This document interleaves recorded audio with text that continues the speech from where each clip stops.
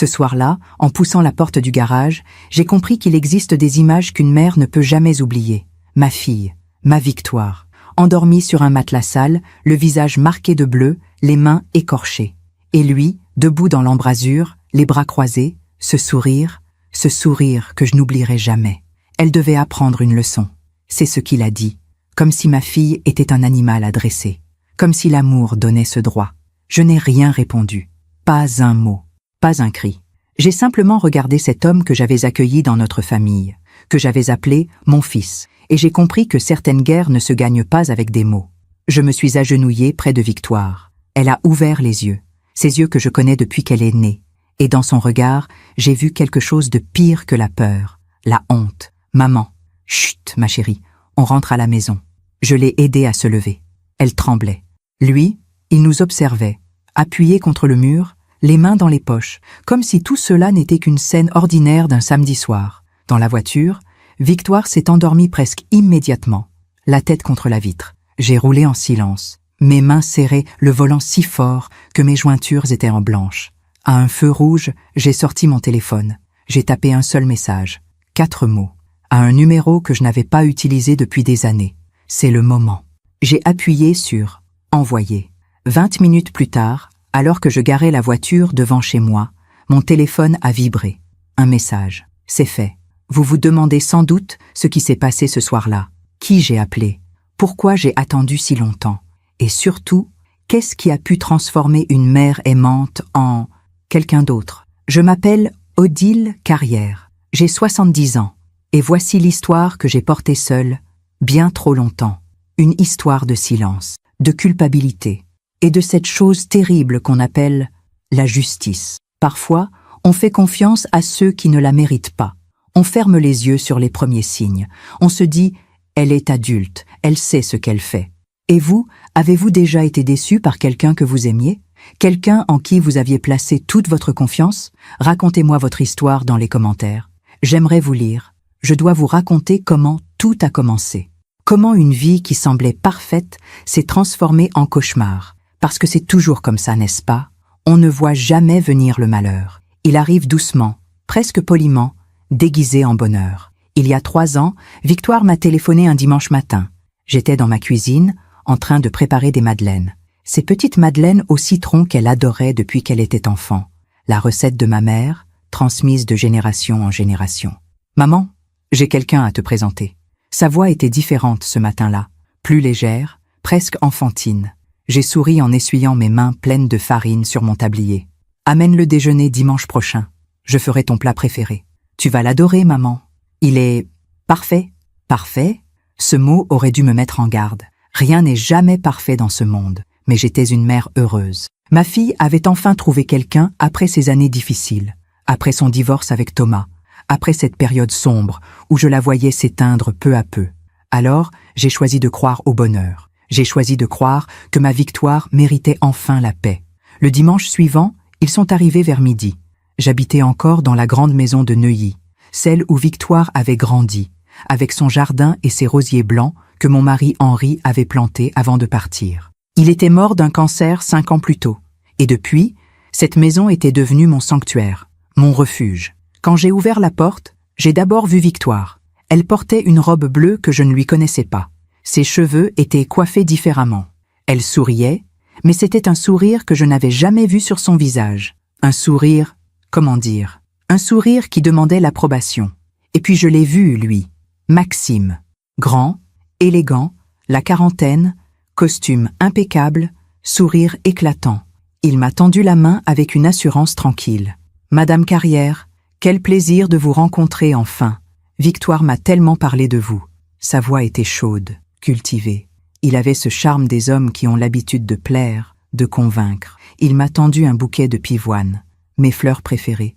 Comment le savait-il? Victoire le lui avait dit, évidemment. « Appelez-moi Odile, je vous en prie. »« Entrez, entrez. » Le déjeuner s'est merveilleusement bien passé. Maxime était drôle, attentionné, cultivé. Il dirigeait une entreprise d'import-export, voyageait beaucoup, connaissait le monde. Il parlait de l'Italie, du Japon, de ces endroits où Victoire n'était jamais allée. Et elle l'écoutait, les yeux brillants comme une écolière émerveillée. À un moment, Il a posé sa main sur la sienne. Un geste possessif, presque imperceptible. Mais je l'ai vu. Et quelque chose en moi s'est tendu. Comme une corde de violon qu'on tire trop fort. Maman, Maxime m'a invité à passer 1 mois en Toscane cet été, dans sa maison de famille. 1 mois? Mais ton travail? J'ai demandé un congé sans solde. C'est important pour moi, maman. Pour nous. Maxime a souri. Ce sourire parfait. Trop parfait. Ne vous inquiétez pas, Odile. Je prendrai soin d'elle. Ces mots. Je prendrai soin d'elle. Comme si ma fille de 38 ans était une enfant. Comme si elle avait besoin qu'on prenne soin d'elle. Mais j'ai souri. J'ai dit que c'était merveilleux. J'ai servi le dessert, une tarte aux framboises, et j'ai écouté Maxime raconter ses projets, ses ambitions, sa vie parfaite. Quand ils sont partis, Victoire m'a embrassé longuement sur le pas de la porte. Merci, maman. Je savais que tu l'aimerais. Je veux juste ton bonheur, ma chérie. Je suis heureuse, vraiment heureuse, pour la première fois depuis longtemps. Je les ai regardés partir dans la voiture de Maxime, une Mercedes noire, rutilante. Victoire s'est retournée une dernière fois pour me faire un signe de la main. Et moi, debout dans l'embrasure de ma porte, j'ai senti ce frisson glacé qui traverse le corps quand on sait, quelque part au fond de soi, que quelque chose ne va pas. Ce soir-là, j'ai retrouvé dans la salle à manger une petite cuillère en argent, celle que Victoire utilisait toujours depuis qu'elle était petite. Elle l'avait oubliée près de sa tasse de café. Je l'ai ramassée. Elle était encore tiède. Je ne savais pas encore que cette cuillère deviendrait mon encre, mon rappel, que je la garderais dans ma poche pendant les 3 années qui ont suivi, comme un talisman contre la peur, contre le silence. Les mois ont passé. Victoire est partie en Toscane. Elle m'appelait de moins en moins. Quand elle le faisait, sa voix était différente, plus plate, plus fatiguée. Tout va bien, maman. C'est juste, c'est magnifique ici. Maxime me fait découvrir tellement de choses. Tu me manques, ma chérie. Quand reviens-tu? Bientôt, bientôt. Mais bientôt n'arrivait jamais. L'été s'est transformé en automne, puis en hiver, et Victoire n'était toujours pas rentrée. Pendant que je raconte tout cela, je me demande d'où vous m'écoutez.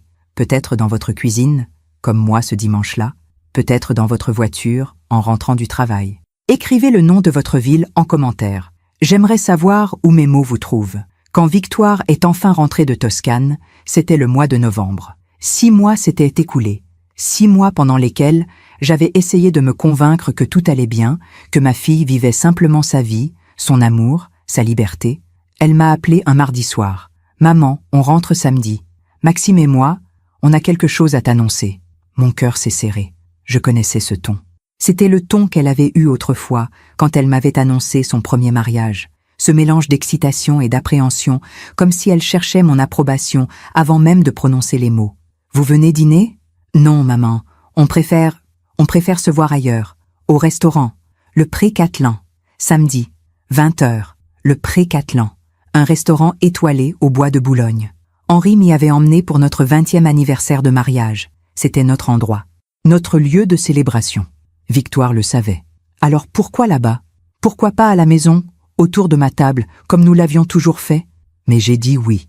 J'ai dit que j'étais impatiente. J'ai raccroché et je me suis assise dans le salon, dans le fauteuil où Henri lisait son journal le dimanche matin. J'ai sorti de ma poche la petite cuillère en argent. Je la portais avec moi depuis ce fameux déjeuner. Je ne sais pas pourquoi. C'était devenu une habitude, un réflexe. Je l'ai serrée dans ma paume. Le métal était froid. Le samedi soir, j'ai mis ma robe bordeaux, celle que Henri aimait tant. J'ai attaché mes cheveux. J'ai mis du rouge à lèvres. Dans le miroir de l'entrée, j'ai vu une femme de 67 ans qui essayait de paraître forte, confiante, sereine. Mais mes yeux me trahissaient. Ils disaient la vérité. J'avais peur. Je suis arrivée la première au restaurant. La salle était magnifique, tout en dorure discrète et nappes blanches immaculées. On m'a installée à une table près de la fenêtre, avec vue sur le jardin illuminé. J'ai commandé un verre d'eau. Mes mains tremblaient légèrement. Puis je les ai vues arriver. Victoire portait une robe noire, sobre, élégante, trop sobre, trop sage. Ce n'était pas son style. Elle qui aimait les couleurs, les motifs, la fantaisie, ses cheveux étaient tirés en arrière, sévèrement, pas de bijoux, sauf une alliance que je ne lui connaissais pas. Mon sang s'est glacé. Maxime marchait légèrement devant elle, comme s'il ouvrait le chemin. Il m'a embrassée sur les 2 joues, s'est assis en face de moi, a commandé du champagne sans me demander mon avis. « Odile, vous êtes resplendissante, n'est-ce pas, ma chérie ?» Victoire a hoché la tête. Elle ne me regardait pas dans les yeux. Ma chérie, montre à ta mère. Elle a tendu sa main gauche, lentement, comme si ce geste lui coûtait un effort immense. L'alliance brillait sous la lumière tamisée du restaurant. Ah, on s'est mariés, maman. En Italie, le mois dernier, à Florence. C'était intime. Juste nous deux et quelques amis de Maxime. Le silence. Ce silence terrible qui s'installe quand le monde s'effondre et qu'on doit continuer à sourire, à respirer, à exister. Vous êtes mariés? Ma voix était blanche. Maxime a levé son verre. Nous voulions éviter tout ce cirque traditionnel. Vous comprenez? Les grandes cérémonies, les obligations familiales. Nous avons préféré quelque chose d'authentique, de vrai, authentique, vrai. Ces mots, dans sa bouche, sonnaient comme des gifles. Mais Victoire, tu ne m'as rien dit. Pas un mot, pas un appel. C'est moi qui ai insisté, Odile. Maxime a posé sa main sur celle de Victoire. Encore ce geste possessif que j'avais remarqué lors du premier déjeuner. Mais cette fois, c'était plus visible, plus appuyé. Ses doigts serraient le poignet de ma fille. Victoire est une grande fille. Elle n'a plus besoin de demander la permission. Nous sommes un couple moderne, indépendant. N'est-ce pas, mon amour? Victoire a acquiescé. Ses lèvres formaient un sourire, mais ses yeux étaient éteints, comme deux fenêtres fermées sur une maison abandonnée. J'ai voulu protester. J'ai voulu dire « Mais je suis ta mère. Tu es ma fille unique. Comment as-tu pu te marier sans moi ?» Mais les mots restaient coincés dans ma gorge, parce que je voyais bien. Je voyais ce qu'il avait fait, comment il l'avait coupé de moi, lentement, méthodiquement, pendant ces 6 mois en Italie. Le champagne est arrivé. Maxime a porté un toast à notre nouvelle vie, à notre famille. J'ai levé mon verre, j'ai bu. Le champagne avait un goût de cendre. Le dîner a duré 2 heures. 2 heures pendant lesquelles Maxime a monopolisé la conversation, raconté leurs projets, leur vie à venir. Ils allaient s'installer dans la maison familiale de Maxime, à Saint-Cloud. Une grande propriété avec jardin. Victoire allait quitter son travail, ce poste de graphiste qu'elle adorait tant, pour se consacrer à leur foyer, à leur futur. Elle a besoin de repos, vous comprenez? Ces dernières années ont été difficiles pour elle. Le divorce, la dépression. Je veux qu'elle se reconstruise, loin du stress, loin de tout, loin de tout, loin de moi. Victoire n'a presque rien dit de la soirée. Elle picorait dans son assiette, acquiesçait quand Maxime parlait, souriait au bon moment, comme une marionnette dont on tire les fils. À la fin du repas, je l'ai accompagnée aux toilettes. C'était ma seule chance de lui parler seule. Dans le couloir, je l'ai prise par le bras. « Victoire, dis-moi la vérité. Tu es heureuse? Vraiment heureuse ?» Elle a détourné le regard. Son menton tremblait légèrement. « Maman, s'il te plaît, ne complique pas les choses. Je suis ta mère. J'ai le droit de savoir si... Maxime m'aime. Il prend soin de moi. C'est tout ce qui compte. Mais pourquoi tu ne m'as pas invité au mariage? Pourquoi tu... Parce que tu n'aurais pas compris. Tu aurais essayé de me dissuader. Comme toujours. » Ces mots m'ont frappé en plein cœur. Comme toujours. Comme si j'avais passé ma vie à l'empêcher d'être heureuse. Comme si mon amour n'était qu'un fardeau. Elle est entrée dans les toilettes. Je suis restée dans le couloir, la main contre le mur, essayant de reprendre mon souffle. Quand nous sommes revenus à table, Maxime nous attendait, l'addition déjà réglée, manteau sur le bras. Il est tard, nous devons rentrer. Sur le parking, Victoire m'a embrassée rapidement. Ses lèvres étaient froides. On t'appellera, maman. Quand? Quand est-ce que je te revois? Bientôt, dès qu'on sera installé. Maxime a ouvert la portière passager. Victoire est montée. Il a refermé la portière, puis s'est penché vers moi. Son visage était tout près du mien. Trop près. Odile, je sais que c'est un changement pour vous, mais Victoire est ma femme maintenant, ma responsabilité. J'espère que vous respecterez notre intimité, notre nouvelle vie. Il a dit ça avec un sourire qui ne montait pas jusqu'à ses yeux. Je les ai regardés partir. Les feux arrière de la Mercedes ont disparu dans la nuit. Je suis remontée dans ma voiture. J'ai posé mon front contre le volant. Et pour la première fois depuis la mort d'Henri, j'ai pleuré. Pas doucement, pas dignement. J'ai pleuré comme on pleure quand on comprend qu'on a perdu quelque chose d'irremplaçable. En rentrant chez moi, j'ai trouvé dans ma poche la petite cuillère en argent. Je l'avais serrée si fort pendant le dîner qu'elle avait laissé une marque rouge dans ma paume. Cette nuit-là, je n'ai pas dormi. Je suis restée assise dans la cuisine, la cuillère posée devant moi sur la table, à me demander ce que j'aurais dû dire, ce que j'aurais dû faire. Les semaines ont passé. Victoire ne m'a pas appelée. C'est moi qui ai téléphoné, encore et encore, mais elle ne répondait jamais. Elle m'envoyait des messages courts, froids, espacés. Tout va bien, maman. Ne t'inquiète pas. On est très occupé avec l'installation. Je t'embrasse. À bientôt. Mais bientôt ne venait jamais. Un jour, j'ai décidé d'aller la voir. J'avais l'adresse de la maison à Saint-Cloud. Je suis arrivée un jeudi après-midi avec un panier de madeleines au citron que j'avais préparé le matin même. La maison était imposante. Un grand portail noir, des haies parfaitement taillées, des fenêtres aux volets fermés. J'ai sonné. Personne. J'ai sonné encore. Rien. J'allais repartir quand j'ai entendu du bruit.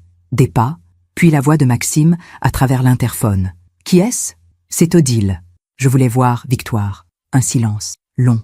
Trop long. « Ce n'est pas le bon moment, Odile. Juste 5 minutes, s'il vous plaît. » Victoire se repose. Elle n'est pas en état de recevoir. Pas en état ? Qu'est-ce que ça veut dire ? Elle est fatiguée. C'est tout. Rentrez chez vous. Je lui dirai que vous êtes passé. Clic. Il a coupé la communication. Je suis restée là, devant ce portail fermé, avec mon panier de madeleine qui refroidissait dans mes mains. J'ai regardé les fenêtres du premier étage, et là, derrière un rideau entrebâillé, j'ai vu une ombre, une silhouette mince, immobile. Victoire. Elle me regardait, j'en suis sûre, mais elle n'a pas bougé. Elle n'a pas ouvert. Elle est restée là, comme une prisonnière derrière ses barreaux invisibles. J'ai levé la main pour la saluer, l'ombre a disparu. Le rideau s'est refermé. Je suis remontée dans ma voiture. J'ai posé le panier de madeleine sur le siège passager. Et j'ai compris que quelque chose de terrible était en train de se passer. Quelque chose que je ne pouvais pas encore nommer, mais que je sentais dans mes os, dans mon sang, dans ce frisson glacé qui ne me quittait plus. En rentrant chez moi, j'ai glissé ma main dans ma poche. La petite cuillère en argent était toujours là, tiède, familière. Je l'ai serrée fort, comme une promesse, comme un serment silencieux. Je ne savais pas encore ce que j'allais faire. Mais je savais une chose, je n'abandonnerai pas ma fille. Jamais. Les mois qui ont suivi ont été les plus difficiles de ma vie. Plus difficiles même que la maladie d'Henri. Plus difficiles que les nuits à son chevet quand je savais qu'il allait partir. Parce qu'avec Henri, je pouvais être là. Je pouvais tenir sa main, lui parler, l'accompagner. Mais avec Victoire, j'étais impuissante, séparée, exclue. Noël est arrivé. J'ai appelé Victoire 3 semaines à l'avance. « Ma chérie, tu viens pour le réveillon ? Je préparerai ton plat préféré. Le chapon farci au marron, comme avant. » Sa voix au téléphone était étrange, hésitante, comme si elle cherchait ses mots, ou plutôt comme si elle attendait l'autorisation de les prononcer. « Je ne sais pas, maman. Il faut que j'en parle avec Maxime. On a peut-être d'autres projets. » D'autres projets ? Mais Victoire, c'est Noël. Notre Noël. Depuis que tu es née, on l'a toujours passé ensemble. Maman, s'il te plaît, je ne suis plus une enfant. J'ai ma propre famille maintenant. Ma propre famille. Ces mots m'ont transpercé comme une lame de couteau. Je suis ta famille aussi. Un silence. Puis sa voix, si basse que j'ai dû coller le téléphone contre mon oreille pour l'entendre. Je t'appellerai, je te promets. Elle n'a pas appelé. Le 24 décembre, j'ai attendu toute la journée. J'avais préparé le chapon, dressé la table, sorti les bougies. La maison sentait bon les épices et le sapin. À 20h, j'ai envoyé un message. « Joyeux Noël, ma chérie. Je t'aime. La porte est ouverte si tu changes d'avis. » Pas de réponse. À 23h, j'ai mangé seule, dans ma grande salle à manger vide. J'ai mis de la musique pour ne pas entendre le silence. J'ai versé du vin dans 2 verres. Un pour moi, un pour Henri, comme je le faisais chaque année depuis sa mort. Mais cette année, j'en ai versé un 3e. Pour Victoire. Pour ma fille absente. Le verre est resté plein toute la soirée. À minuit, mon téléphone a vibré. Un message. Mon cœur a bondi. Mais ce n'était pas Victoire. C'était Maxime. « Joyeux Noël, Odile. Victoire vous embrasse. Elle est couchée. Elle ne se sent pas très bien. Nous vous souhaitons une belle soirée. » Maxime. Elle est couchée. Elle ne se sent pas très bien. Toujours ces phrases vagues, ces explications qui n'expliquaient rien. J'ai relu le message 10 fois et j'ai remarqué quelque chose. Il disait « Victoire vous embrasse ». Mais le message venait de lui, pas d'elle. Pourquoi Victoire ne m'avait-elle pas écrit elle-même? Cette nuit-là, j'ai dormi avec mon téléphone sous l'oreiller, espérant qu'il vibrerait, que ma fille m'appellerait, qu'elle me dirait « Maman, je suis désolée, je viens te voir demain ». Mais le téléphone est resté silencieux. En janvier, j'ai reçu une lettre, une vraie lettre, écrite à la main, avec un timbre. Plus personne n'envoie de lettres de nos jours. Mais là, dans ma boîte, il y avait cette enveloppe crème, avec l'écriture de Victoire. Mon cœur battait si fort que j'ai dû m'asseoir sur les marches de l'entrée pour l'ouvrir. Chère maman, je t'écris parce que Maxime pense que c'est mieux ainsi. Il dit que j'ai besoin de prendre de la distance, de me concentrer sur notre couple, sur notre vie. Il a raison. J'ai été trop dépendante de toi pendant toutes ces années. Après le divorce, après la dépression, tu étais toujours là, et je me suis appuyée sur toi comme on s'appuie sur une béquille. Mais maintenant, je dois apprendre à marcher seule. Maxime m'aide beaucoup. Il est patient, compréhensif. Il veut que je devienne la meilleure version de moi-même. Pour ça, il faut que je coupe certains liens, certaines habitudes. S'il te plaît, ne m'appelle pas pendant quelque temps. Ne passe pas à la maison. J'ai besoin de cet espace, de ce silence, pour guérir. Je t'aime, maman, mais de loin pour le moment. Victoire. J'ai lu cette lettre encore et encore. Chaque mot me brûlait. Maxime pense. Maxime dit. Il veut. Et Victoire. Que voulait-elle, elle? Que pensait-elle, elle? Et cette phrase. Couper certains liens, certaines habitudes. Comme si j'étais une mauvaise habitude. Comme si notre relation, 38 ans d'amour, de rire, de complicité, n'était qu'une dépendance malsaine dont il fallait se défaire. J'ai plié la lettre. Je l'ai rangée dans le tiroir de ma commode, avec les photos de Victoire enfant, ses dessins d'école, ses bulletins de notes, tous ces souvenirs d'une vie qui semblait si lointaine maintenant. Pendant que je raconte tout cela, je me demande d'où vous m'écoutez. Peut-être que vous aussi, vous avez vécu cette douleur, cette impuissance face à quelqu'un qu'on aime et qui s'éloigne. Écrivez le nom de votre ville en commentaire. Savoir que vous êtes là, quelque part, m'aide à continuer. Les semaines ont passé, puis les mois. Mars, avril, mai. Le printemps est arrivé, les rosiers d'Henri ont fleuri, la vie continuait. Mais moi, j'étais figée dans l'attente, dans l'espoir qu'un jour, le téléphone sonnerait et que j'entendrais la voix de ma fille. J'ai essayé de respecter sa demande. J'ai essayé de lui laisser cet espace dont elle parlait dans sa lettre. Mais c'était comme essayer de ne pas respirer. Contre nature, impossible. Alors je me suis mise à passer devant la maison de Saint-Cloud. Pas tous les jours. Juste parfois, le jeudi en allant faire mes courses, le dimanche après la messe. Je ralentissais devant le grand portail noir, je regardais les fenêtres, j'espérais apercevoir une ombre, un mouvement, un signe. Un jour, en juin, je l'ai vue. Elle était dans le jardin, en train d'étendre du linge. Elle portait une robe simple, grise, sans forme. Ses cheveux étaient attachés. De loin, elle ressemblait à une vieille femme, courbée, fatiguée. J'ai failli m'arrêter. J'ai failli descendre de la voiture, pousser le portail, courir vers elle, la serrer dans mes bras. Mais à ce moment-là, Maxime est sorti de la maison. Il a crié quelque chose. Je n'ai pas entendu les mots, mais j'ai vu le geste. Il pointait le doigt vers elle. Elle a ramassé le panier de linge précipitamment et est rentrée dans la maison, tête baissée. Mon sang s'est glacé. Ce geste, cette autorité, cette peur dans les mouvements de Victoire. J'ai continué à rouler. Mes mains tremblaient sur le volant. J'ai dû m'arrêter 3 rues plus loin pour reprendre mon souffle. Ce soir-là, j'ai fait quelque chose que je n'avais jamais fait de ma vie. J'ai téléphoné à une vieille amie, Françoise, qui travaillait dans le social. Nous nous étions connus il y a des années, lors d'une collecte pour une association. Elle s'occupait de femmes victimes de violences conjugales. « Françoise, j'ai besoin de ton aide. Enfin, pas pour moi, pour ma fille. » Je lui ai tout raconté. Le mariage secret, l'isolement, la lettre, ce que j'avais vu dans le jardin. Ma voix tremblait. J'avais honte. Honte d'admettre que je n'avais pas su protéger ma fille. Honte de ne pas avoir agi plus tôt. Françoise m'a écoutée en silence. Puis elle a dit, d'une voix douce mais ferme, « Odile, ce que tu décris, ce sont les signes classiques d'une emprise. L'isolement de la famille et des amis, le contrôle des communications, la dévalorisation progressive. C'est un processus lent, invisible de l'extérieur. Mais Victoire est intelligente. Elle a fait des études. Elle a vécu seule après son divorce. Comment a-t-elle pu se laisser? Ça n'a rien à voir avec l'intelligence, Odile. L'emprise fonctionne sur les émotions, sur les failles, sur les blessures. Et les hommes comme celui que tu décris savent exactement comment s'y prendre. Ils choisissent des femmes vulnérables, des femmes qui sortent d'une épreuve. Ils se présentent comme des sauveurs, un sauveur. C'est exactement ce que Maxime avait été pour Victoire. Après le divorce difficile, après la dépression, après ces années où elle se cherchait, il était arrivé. Parfait, attentionné, généreux. Qu'est-ce que je peux faire? Rien, tant qu'elle ne demande pas d'aide. Tu ne peux pas la forcer, tu ne peux pas la sauver malgré elle. Tout ce que tu peux faire, c'est rester présente, lui faire savoir que tu es là, que la porte est ouverte, et attendre qu'elle soit prête. Et si elle n'est jamais prête? Et s'il est trop tard? Françoise a soupiré. Un long soupir chargé de toutes les histoires qu'elle avait entendues, toutes les femmes qu'elle n'avait pas pu sauver. Alors tu devras vivre avec ça. Mais Odile, écoute-moi bien. Si un jour elle t'appelle, si un jour elle te demande de l'aide, tu devras être prête. Prête à agir vite, sans hésitation, sans jugement. Tu comprends? Oui, je comprends. Je vais te donner mon numéro personnel.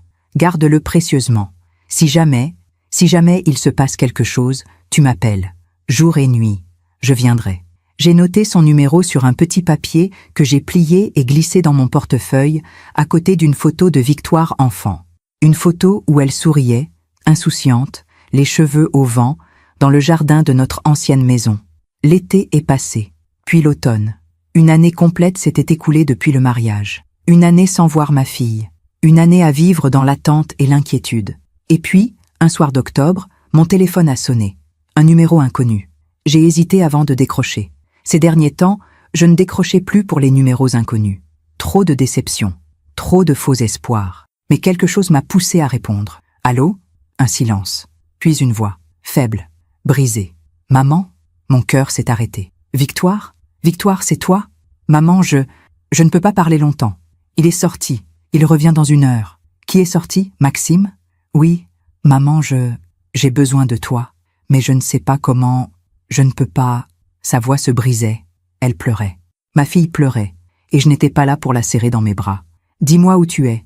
Je viens te chercher. Maintenant. Non. Non, ce n'est pas possible. Si tu viens, ça va empirer. Il va dire que c'est ma faute. Que j'ai tout gâché. Victoire, écoute-moi. Tu peux partir. Tu peux revenir à la maison. Tu ne comprends pas, maman. Je ne peux pas. Il a mes papiers. Mon passeport, ma carte d'identité, mon carnet de chèques. Tout. Il dit que c'est pour me protéger, pour que je ne fasse pas de bêtises. Mes mains tremblaient tellement que j'ai failli lâcher le téléphone. Victoire, ce n'est pas normal. Ce qu'il fait, ce n'est pas de l'amour. C'est... Je sais, maman, mais je suis tellement fatiguée, tellement... Un bruit en fond, une porte, une voix d'homme. Il arrive, je dois raccrocher. Je t'aime, maman. Victoire, attends, trop tard. Elle avait raccroché. J'ai fixé mon téléphone, les larmes coulant sur mes joues. J'ai rappelé le numéro.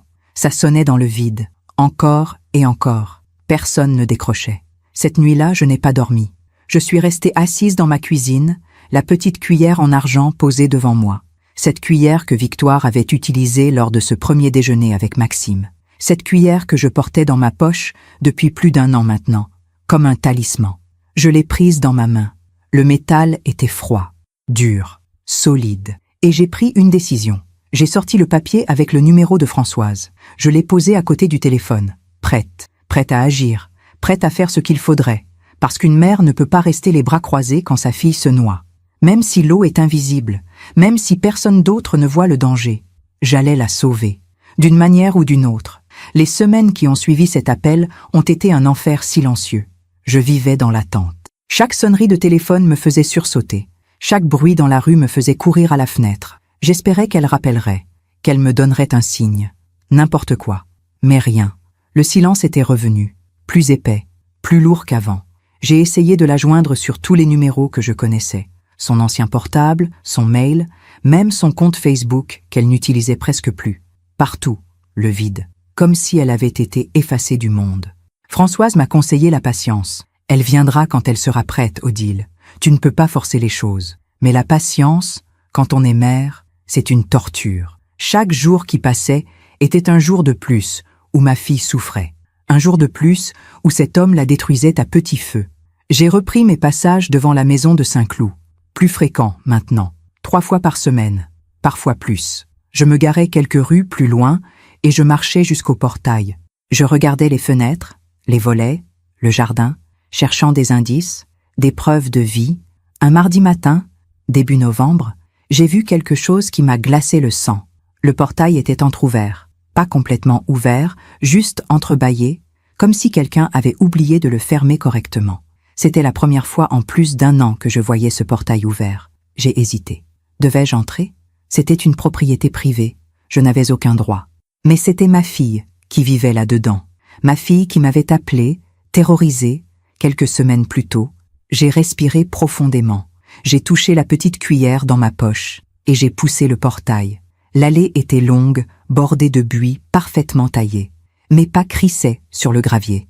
Mon cœur battait si fort que je l'entendais dans mes oreilles. J'avançais lentement, prête à faire demi-tour au moindre signe de danger. La maison était encore plus imposante de près. 3 étages, des volets verts sombres, des fenêtres à petits carreaux. Belle, élégante, mais froide, comme un mausolée. Je me suis approchée de la porte d'entrée. J'allais sonner quand j'ai entendu des voix, des cris, qui venaient de l'intérieur. La voix de Maxime, forte, autoritaire. « Tu es incapable de faire quoi que ce soit correctement. Regarde-moi ça. Tu appelles ça un repas ?» Un bruit de vaisselle qui se brise. Un cri étouffé. La voix de Victoire, suppliante. « Pardon, je suis désolée, je vais refaire, Tu es désolée ? Tu es toujours désolée. Mais ça ne change rien. Tu es pathétique. » Mon sang s'est figé. J'allais frapper à la porte, intervenir, mais quelque chose m'a retenu. Une intuition. Si je débarquais maintenant, qu'est-ce qui se passerait ? Il dirait que c'était une dispute de couple, que je me mêlais de ce qui ne me regardait pas. Et après mon départ, qu'est-ce qu'il ferait à Victoire ? J'ai reculé. Mes jambes tremblaient. J'ai fait le tour de la maison, cherchant une autre entrée, une fenêtre ouverte, n'importe quoi. Et c'est là que je l'ai vu. Le garage. La porte latérale était entr'ouverte. Je me suis approchée. De l'intérieur venait une faible lumière. J'ai poussé la porte doucement. Ce que j'ai vu restera gravé dans ma mémoire jusqu'à mon dernier souffle. Le garage avait été transformé en une sorte de cellule. Un matelas sale posé à même le sol béton. Une couverture grise, élimée. Un seau dans un coin.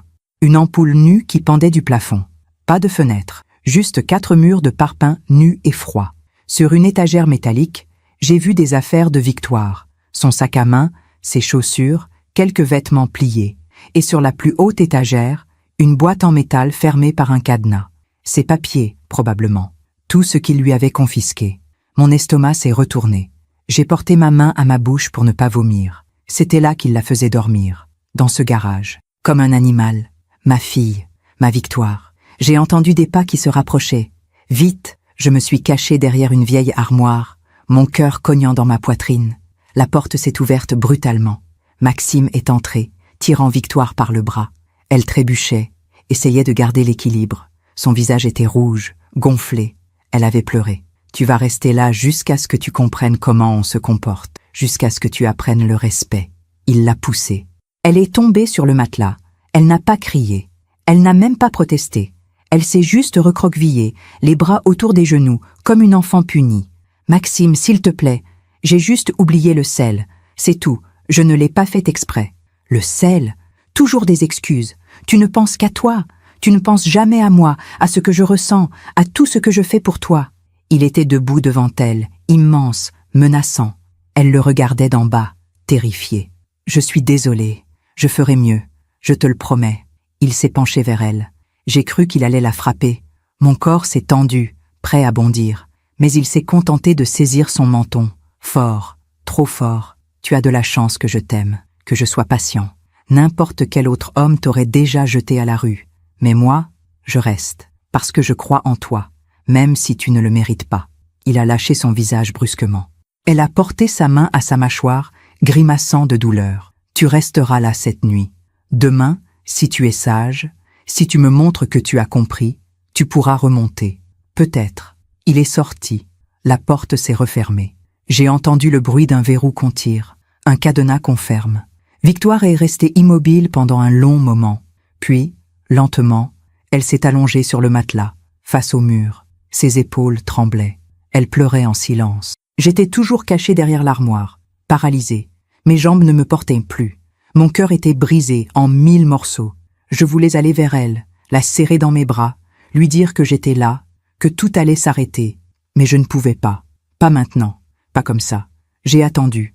1 heure, peut-être plus, attendant que les pas de Maxime s'éloignent, que la maison redevienne silencieuse. Puis, très doucement, je suis sortie de ma cachette. Victoire. Elle a sursauté, s'est retournée brusquement. Quand elle m'a vue, ses yeux se sont écarquillés. Terreur, incrédulité, soulagement, tout en même temps. « Maman ? Comment ? Chut ! Parle doucement. » Je me suis agenouillée près d'elle. De près, c'était encore pire. Son visage n'avait pas seulement les marques de larmes, il y avait des bleus, sur sa joue, sur son cou, des bleus qui commençaient à jaunir. Pas les premiers, donc. Depuis combien de temps elle a détourné le regard? Je ne sais plus. Des mois? Pourquoi tu ne m'as pas appelé? Pourquoi tu... J'ai essayé. Une fois. Tu te souviens? Mais après, il a pris mon téléphone. Il dit que je l'utilisais mal, que je contactais des gens qui me voulaient du mal. Des gens qui te voulaient du mal? Moi? Elle a fermé les yeux. Une larme a roulé sur sa joue. Il dit que tu es toxique, que tu veux contrôler ma vie, que tu ne supportes pas de me voir heureuse avec lui. Ces mots, ces mensonges qu'il lui avait mis dans la tête, cette manipulation sordide. Victoire, écoute-moi, rien de tout ça n'est vrai. Je t'aime. Je veux juste que tu sois en sécurité. Je sais, maman. Mais c'est compliqué. Tu ne comprends pas. Quand il est gentil, il est vraiment gentil. Il m'achète des cadeaux, il me dit qu'il m'aime, il pleure et il me demande pardon. Il dit que c'est ma faute s'il s'énerve. Que si j'étais meilleure, plus attentive, il n'aurait pas besoin de me corriger. Te corriger, comme on corrige un animal. Victoire, ce qu'il fait, c'est de la violence. Tu comprends? De la violence. Et tu n'as rien fait pour mériter ça. Rien. Elle s'est mise à sangloter. Des sanglots profonds, étouffés, comme si elle les avait retenus pendant des mois. Je ne sais plus, maman. Je ne sais plus qui je suis. J'ai l'impression d'être devenue... rien. Je l'ai prise dans mes bras. Mon bébé. Ma petite fille. Elle tremblait de tout son corps. On part. Maintenant. Je t'emmène. Non. Non, je ne peux pas. Il va me retrouver. Il va... Je m'en occupe. Fais-moi confiance. Elle m'a regardée. Dans ses yeux, j'ai vu la peur. Mais aussi, pour la première fois depuis longtemps, une lueur d'espoir. D'accord. Je l'ai aidée à se lever. Elle avait du mal à marcher. Une de ses chevilles était enflée. Elle a dû tomber. Ou il l'a poussée. Je n'ai pas demandé. On est sorti du garage par la petite porte latérale. La nuit était tombée. Le jardin était plongé dans l'obscurité. On avançait lentement, collés l'une à l'autre. Soudain, une lumière s'est allumée au premier étage. Une fenêtre. La silhouette de Maxime s'est découpée derrière les rideaux. Il va nous voir. Non, continue, on est presque au portail. On a accéléré le pas. Victoire boitait mais elle serrait les dents, courageuse. On a atteint le portail. Je l'ai ouvert. On est passé. Ma voiture était garée 3 rues plus loin. On a couru. Enfin, j'ai couru. Victoire faisait de son mieux pour suivre. À chaque pas, elle grimaçait de douleur. On est monté dans la voiture. J'ai verrouillé les portières. J'ai démarré. Dans le rétroviseur, j'ai vu la maison s'éloigner. Les lumières s'allumaient une à une. Il avait dû remarquer son absence. Victoire était recroquevillée sur le siège passager, la tête entre les mains. Il va me retrouver, maman. Tu ne le connais pas. Il va tout faire pour me retrouver. Non, il ne te retrouvera pas, parce que je vais m'en assurer. J'ai sorti mon téléphone. J'ai trouvé le numéro de Françoise, celui qu'elle m'avait donné des mois plus tôt. Si jamais il se passe quelque chose, tu m'appelles. Jour et nuit. C'était le moment. J'ai appuyé sur « Appeler ». Ça a sonné 2 fois. Puis sa voix. « Allô? Françoise, c'est Odile. J'ai ma fille avec moi. J'ai besoin de ton aide. Maintenant. Où es-tu? En voiture. Je rentre chez moi. Non? Surtout pas chez toi. C'est le premier endroit où il ira. Écoute-moi bien. Tu vas aller à l'hôpital. Saint-Joseph. Tu demandes le service des urgences. Tu dis que ta fille a été victime de violences conjugales. Ils savent quoi faire. Ils vont la prendre en charge, documenter les blessures. Et moi, j'arrive. Dans 20 minutes. Merci. Merci Françoise. Tiens bon, Odile. Tu as fait la chose la plus difficile. Le reste, on va le faire ensemble. J'ai raccroché. J'ai regardé Victoire. Elle s'était endormie, épuisée, la tête contre la vitre. Son visage, même dans le sommeil, portait les marques de la souffrance.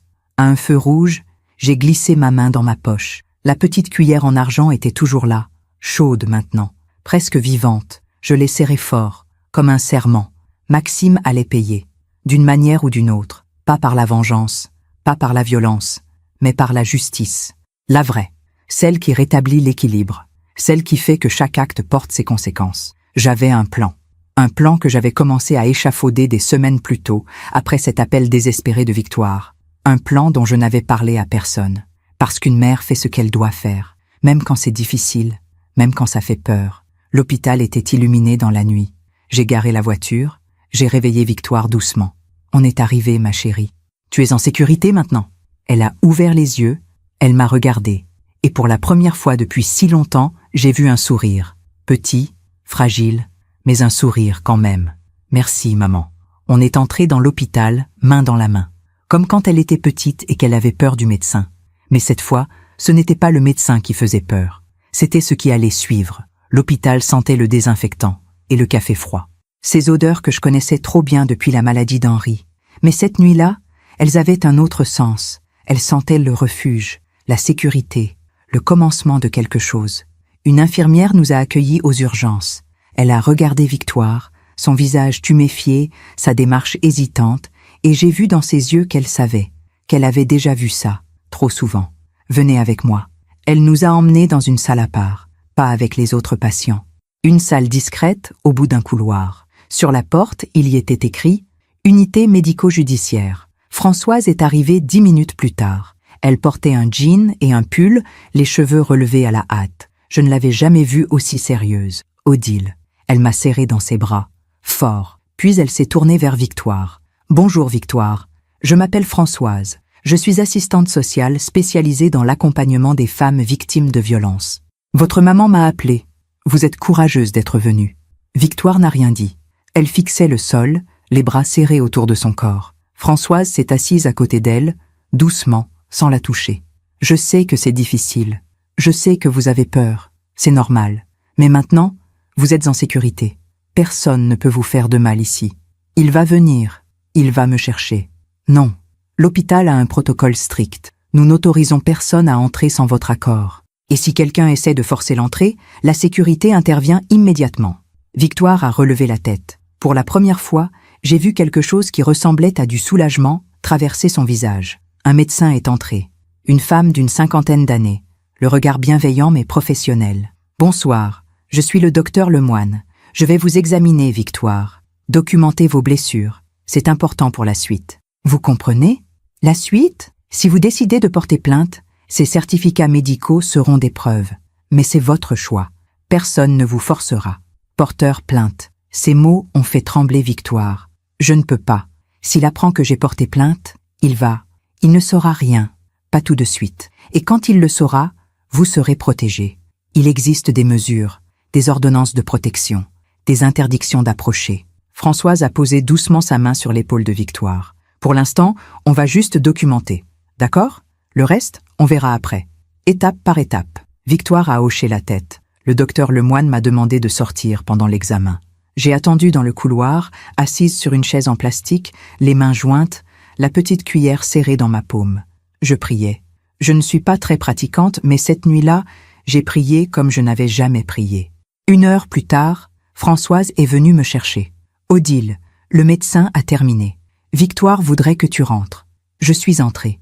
Victoire était assise sur le lit d'examen, vêtue d'une blouse d'hôpital. Ses vêtements avaient été mis dans un sac plastique scellé. « Des preuves », m'a expliqué plus tard le médecin. « Maman. » Je me suis approchée, je lui ai pris la main. Le docteur a trouvé des traces de coups, anciennes et récentes. Des hématomes à différents stades de cicatrisation.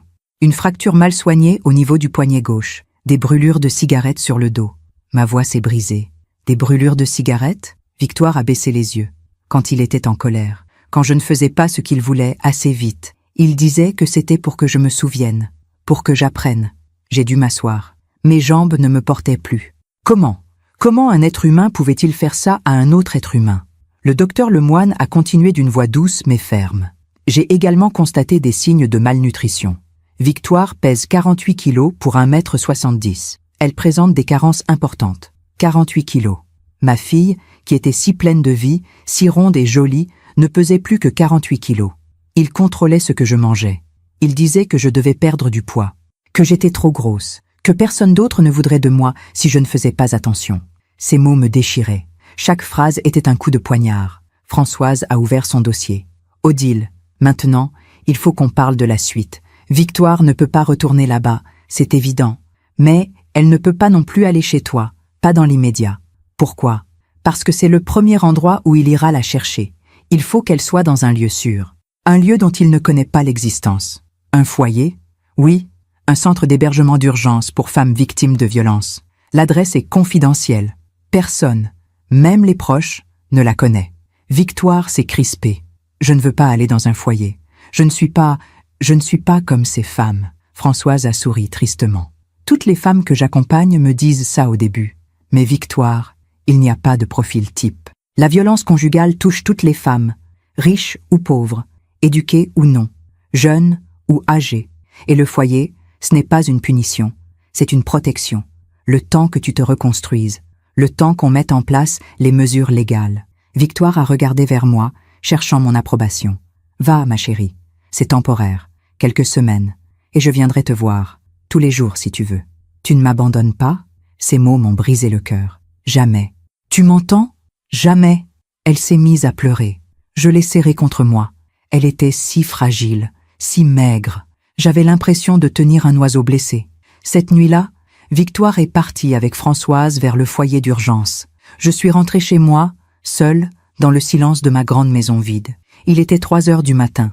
Je n'avais pas dormi depuis plus de 24 heures. Mais le sommeil était impossible. Je me suis assise à la table de la cuisine. J'ai sorti un carnet et un stylo, et j'ai commencé à écrire. Tout ce que je savais, tout ce que j'avais vu, toutes les dates, tous les détails, le mariage secret, l'isolement progressif, la lettre où Victoire parlait de couper certains liens, l'appel désespéré, ce que j'avais entendu à travers la porte, ce que j'avais vu dans le garage, les blessures documentées à l'hôpital. J'écrivais comme une femme possédée, parce que je savais que ce n'était pas fini, que Maxime n'allait pas accepter de perdre son contrôle sur Victoire, qu'il allait revenir, qu'il allait essayer de la récupérer, et je devais être prête. Le lendemain matin, mon téléphone a sonné.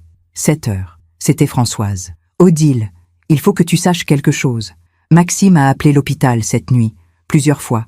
Il se faisait passer pour un membre de la famille. Il exigeait de savoir si Victoire était là. Mon sang s'est glacé. Et qu'est-ce qu'ils ont dit? Rien. Conformément au protocole, ils ont dit qu'ils ne pouvaient pas communiquer d'informations. Mais Odile, il est dangereux. Plus dangereux que je ne le pensais. Les hommes comme lui, quand ils sentent qu'ils perdent le contrôle, ils peuvent devenir violents, vraiment violents. Tu penses qu'il va venir chez moi? C'est probable, très probable. Tu ne dois pas rester seul, tu as quelqu'un qui peut venir, de la famille, des amis. J'ai pensé à ma sœur Mathilde, qui vivait à Lyon, à mes anciennes collègues, à mes voisins, mais je ne voulais pas les impliquer. Je ne voulais pas mettre qui que ce soit en danger. Je vais me débrouiller. Odile, écoute-moi bien. Si tu le vois, si tu as le moindre doute, tu appelles la police. Immédiatement. Tu ne le confrontes pas. Tu ne lui parles pas. Tu appelles la police. Promets-le-moi. Je te le promets. Mais au fond de moi, je savais déjà ce que j'allais faire. J'ai passé la journée à préparer. J'ai vérifié toutes les serrures, installé une caméra de surveillance à l'entrée, une de ces petites caméras connectées qu'on trouve maintenant facilement. J'ai prévenu mes voisins, monsieur et madame Duchamp, un couple de retraités adorables qui habitaient à côté depuis 15 ans. Si vous voyez un homme rôder autour de la maison, un homme grand, la quarantaine, vous m'appelez. Immédiatement. Madame Duchamp a froncé les sourcils. Odile, que se passe-t-il? Tu as des ennuis? C'est compliqué. Ça concerne Victoire. Mais promettez-moi juste de m'appeler si vous voyez quelque chose. Elle a posé sa main sur la mienne. Nous veillerons sur toi. Le soir est arrivé. J'ai fermé tous les volets, allumé toutes les lumières. Je ne voulais pas qu'ils pensent que j'avais peur, que j'étais vulnérable. Vers 22 heures, la sonnette a retenti. Mon cœur a bondi dans ma poitrine. J'ai regardé sur l'écran de la caméra. C'était lui, Maxime, debout devant ma porte, costume impeccable, les mains dans les poches. Il avait l'air calme, presque détendu. Il a sonné encore, et encore, puis il a crié « Odile, je sais que vous êtes là, ouvrez !» Je n'ai pas bougé. Mon téléphone était dans ma main, prêt à appeler la police. « Odile, je veux juste parler. Où est Victoire? Elle est là? J'ai le droit de voir ma femme. » Sa voix était douce, presque suppliante, mais je connaissais cette voix maintenant. C'était la voix qu'il utilisait pour manipuler, pour obtenir ce qu'il voulait. Victoire a besoin de moi. Elle ne va pas bien. Elle fait une crise. Elle a besoin de ses médicaments. Des médicaments. Encore un mensonge. Victoire n'avait aucun médicament à prendre. Il a tambouriné à la porte, plus fort, plus agressif. « Ouvrez cette porte! Vous n'avez pas le droit de me séparer de ma femme. » La vraie voix, la voix de la colère, de la violence. J'ai composé le 17, la police. « Allô? Police secours? Oui, bonsoir. J'ai un homme devant chez moi qui refuse de partir. Il frappe à ma porte. Il crie. J'ai peur. Votre adresse? Je l'ai donnée. L'opératrice m'a dit de rester à l'intérieur, de ne pas ouvrir, qu'une patrouille arrivait. Maxime a continué à frapper pendant 5 minutes. Puis, soudainement, le silence. J'ai regardé la caméra. Il était parti. La police est arrivée 10 minutes plus tard. 2 agents. J'ai ouvert la porte. Madame Carrière? Oui. Il était là. Il frappait à la porte. Il réclamait ma fille. Où est-il maintenant? Je ne sais pas. Il est parti quand j'ai appelé. Ils ont inspecté les environs. Vérifié le jardin. Rien. Vous avez un lien avec cet homme? C'est le mari de ma fille. Ma fille qui a été hospitalisée cette nuit pour violence conjugale. Les 2 agents ont échangé un regard. Vous devriez porter plainte. Pour harcèlement. Menace. Ça constituera un dossier. Je le ferai. Demain. Première chose le matin. Ils sont partis. J'ai refermé la porte. Verrouillé. Double tour. Cette nuit-là, je n'ai pas dormi. J'ai veillé, assise dans le salon, les lumières allumées, le téléphone à portée de main. Et j'ai pensé à ce que Françoise m'avait dit. Les hommes comme lui, quand ils perdent le contrôle, deviennent dangereux. Mais il y avait une chose qu'il ne savait pas. Une chose que j'avais gardée secrète pendant toutes ces années. Avant de rencontrer Henri, avant de devenir une mère de famille tranquille dans la banlieue parisienne, j'avais travaillé dans le cabinet d'un avocat spécialisé en droit pénal. J'avais été son assistante pendant 15 ans. J'avais vu des dossiers, des centaines de dossiers, des affaires de violence, d'emprise, de manipulation. Et j'avais appris comment le système fonctionnait, quelles étaient les preuves nécessaires, comment monter un dossier en béton, comment faire en sorte que la justice fasse son travail. Pendant les semaines qui avaient suivi l'appel désespéré de Victoire, j'avais repris contact avec d'anciennes relations. Un ancien collègue devenu avocat, une enquêtrice privée que je connaissais. J'avais commencé à rassembler des informations sur Maxime, et ce que j'avais découvert m'avait glacé le sang. Maxime Renaud n'était pas à son premier coup. Il avait été marié 2 fois avant Victoire. 2 fois, et les 2 fois s'étaient terminées de la même manière. Femmes isolées, contrôlées, détruites. La première avait fini à l'hôpital psychiatrique. La seconde avait disparu. Enfin, elle avait quitté le pays, selon lui. J'avais retrouvé la trace de la première femme. Elle s'appelait Anne. Elle vivait maintenant dans le sud de la France, sous un autre nom. Je lui avais écrit. Elle avait accepté de témoigner, de raconter ce qu'il lui avait fait. J'avais aussi découvert que sa fameuse entreprise d'import-export était une façade. L'argent venait d'ailleurs, d'héritage, de manipulation financière, de comptes offshore. Rien d'illégal peut-être, mais certainement pas aussi propre qu'il le prétendait. Tout ça, je l'avais compilé, documenté, rangé dans un dossier épais que je gardais maintenant dans un coffre, à la banque. Parce que je savais qu'un jour, j'en aurais besoin. Ce jour approchait. Les semaines qui ont suivi ont été parmi les plus éprouvantes de ma vie. Victoire était au foyer, en sécurité, mais profondément traumatisée. Je lui rendais visite tous les jours. Chaque fois, je la trouvais un peu différente, parfois plus forte, parfois effondrée. La reconstruction n'est pas une ligne droite. C'est un chemin tortueux, avec des hauts et des bas, des avancées et des reculs. Françoise l'accompagnait. Thérapie individuelle, groupe de parole avec d'autres femmes. Petit à petit, Victoire commençait à comprendre ce qui lui était arrivé, à mettre des mots sur l'emprise, sur la manipulation, sur la violence.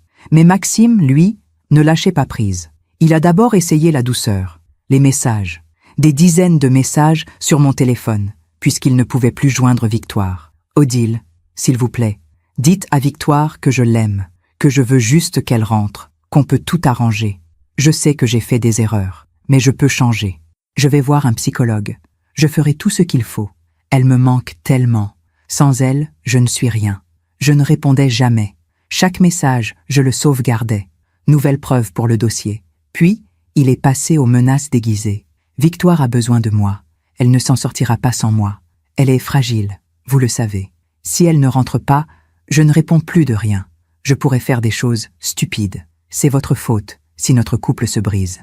Votre faute. Vous avez toujours été jalouse de notre amour. Jalouse. Moi, jalouse de voir ma fille détruite, affamée, enfermée dans un garage. L'avocat que j'avais contacté, Maître Dubois, un homme que je connaissais depuis mes années au cabinet, a examiné tous les éléments. Odile, vous avez un dossier solide, les certificats médicaux, les témoignages, l'historique de Maxime Renaud avec ses anciennes compagnes. Victoire peut obtenir une ordonnance de protection et porter plainte pour violence conjugale. Séquestration. Combien de temps? Pour l'ordonnance, quelques jours. Pour la plainte, ça dépendra de l'instruction. Mais avec ce dossier, il sera convoqué rapidement. Victoire hésitait encore. Porter plainte, c'était franchir un cap, un point de non-retour. Maman, j'ai peur. S'il va en prison, il va me haïr. Et quand il sortira, il ne sortira pas de sitôt. Et même s'il sort, tu seras protégé. L'ordonnance l'empêchera de t'approcher. Les ordonnances, ça ne protège pas vraiment. Il y a des femmes qui meurent malgré les ordonnances. Elle avait raison. J'avais vu ça dans les dossiers, autrefois. Des femmes protégées sur le papier, tuées dans la réalité. Mais je ne pouvais pas lui dire ça. Je devais lui donner de l'espoir, du courage. Victoire, regarde-moi. Je ne laisserai rien t'arriver. Tu m'entends? Rien. Elle m'a regardé longuement, puis elle a hoché la tête. D'accord, je vais porter plainte. Nous sommes allés au commissariat ensemble, 3 semaines après cette nuit où je l'avais sorti du garage. L'officier de police qui a recueilli sa déposition était une femme, expérimentée, bienveillante. Elle a posé des questions précises. Combien de fois? Depuis quand? Quel type de violence? Physique, psychologique, sexuelle? À chaque question, Victoire se recroquevillait un peu plus, mais elle répondait, courageusement, avec des larmes, mais elle répondait. Il me frappait quand je ne faisais pas les choses comme il voulait, quand le dîner n'était pas prêt à l'heure exacte, quand j'oubliais quelque chose. Une fois, j'ai oublié d'acheter son journal préféré. Il m'a tiré par les cheveux et m'a enfermé dans le garage pendant 2 jours, sans nourriture, juste de l'eau. L'officier notait. Son visage restait professionnel, mais je voyais dans ses yeux la compassion, la colère aussi. Il contrôlait tout. Ce que je mangeais, ce que je portais, où j'allais. J'avais le droit de sortir dans le jardin, mais seulement quand il était là. Il disait que c'était pour ma protection, que le monde extérieur était dangereux, que lui seul pouvait me protéger. Et au niveau sexuel? Victoire a baissé les yeux. Sa voix est devenue un murmure. Il disait que c'était mon devoir, que si je refusais, c'était que je ne l'aimais pas, que j'étais égoïste. Alors je ne refusais plus. Mon cœur se serrait à chaque mot. Ma petite fille, ma Victoire, tout ce qu'elle avait enduré en silence. La déposition a duré 2 heures. À la fin, l'officier a refermé son dossier. Mademoiselle Carrière, vous êtes très courageuse. Votre plainte va être transmise au procureur. Il va ouvrir une enquête. Monsieur Renaud sera convoqué pour être entendu. En attendant, l'ordonnance de protection devrait être prononcée dans les prochains jours. Et s'il ne respecte pas l'ordonnance, alors il sera en infraction. Et ça aggravera considérablement son cas. Nous sommes sortis du commissariat. Il faisait beau ce jour-là. Un de ces beaux jours de printemps où le ciel est bleu et où l'air sent bon. Comme si la nature se moquait de nos souffrances. Maman, j'ai fait ce qu'il fallait? Oui, ma chérie. Tu as été incroyablement courageuse. Je ne me sens pas courageuse. Je me sens vide. C'est normal. Mais ça va passer. Je te le promets. Nous avons marché un peu, bras dessus, bras dessous, comme autrefois, quand elle était adolescente, et que nous flânions dans les boutiques le samedi après-midi. Maman, il y a quelque chose que je dois te dire. Son ton m'a alertée. Grave, presque effrayée. Quoi donc? Maxime, il a des amis, des gens qui lui doivent des services, des gens pas très recommandables. Il m'en parlait parfois. Il disait que si jamais quelqu'un lui faisait du tort, il saurait comment se venger. Mon sang s'est glacé. Tu penses qu'il pourrait... Je ne sais pas. Mais maman, fais attention, s'il te plaît. S'il pense que c'est ta faute, que tu m'as monté contre lui. Victoire, ne t'inquiète pas pour moi. Promets-moi d'être prudente. Je te le promets. Mais au fond de moi, je savais qu'elle avait raison de s'inquiéter. Maxime n'était pas un homme qui acceptait la défaite. Et maintenant qu'il avait perdu Victoire, il allait vouloir se venger. La question était, qui serait sa cible? Victoire, bien sûr, mais elle était protégée, dans un lieu secret, entouré de professionnels. Moi, par contre, les jours ont passé. L'ordonnance de protection a été prononcée. Maxime Renaud avait interdiction d'approcher Victoire à moins de 100 mètres, d'entrer en contact avec elle par quelque moyen que ce soit. S'il violait cette ordonnance, il risquait 2 ans de prison. J'ai cru naïvement que ça le calmerait, que face à la justice, il reculerait. Je me trompais. Un soir, fin avril, je rentrais de mes courses. Il était 19 heures. La nuit commençait à tomber. J'ai garé ma voiture dans l'allée, j'ai pris mes sacs et j'allais ouvrir la porte quand je l'ai vu.